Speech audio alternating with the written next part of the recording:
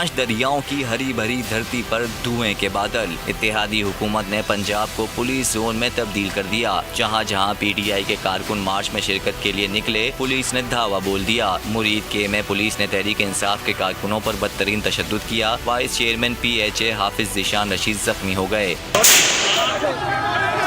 Police बाहरी shelling कर रही है यहाँ पे।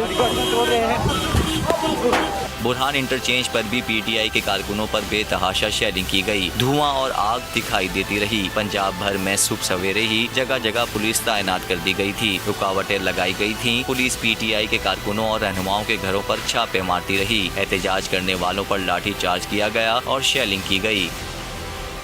अवाम का समंदर लेकर डी चौक जा रहा हूँ, डी चौक पर हमारा इंतजार हो रहा है। चेयरमैन तहरीक इंसाफ इमरान खान की ललकार।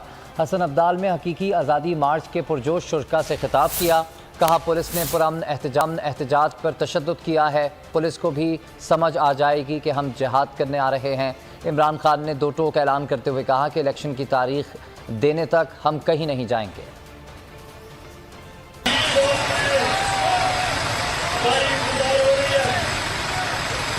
पुलिस ने पुरअमन एहतजाज पे शेयरिंग किया, इसलिए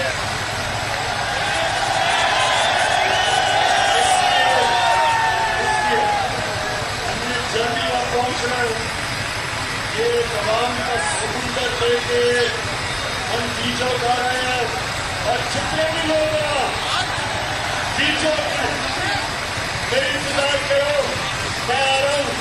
और ये जो भी शेलिंग कर रही है पुलिस, इंशाअल्लाह ये जब हमें देखेगी पुलिस समझ जाएगी कि ये लोग जिहाद करने वाले। यही जगान भाई ऑडियो से ऑडियो का माइक हमारे साथ हुकूमत से जब तक इलेक्शन की डेट नहीं लेंगे, जून के अंदर हम सभी जाएंगे।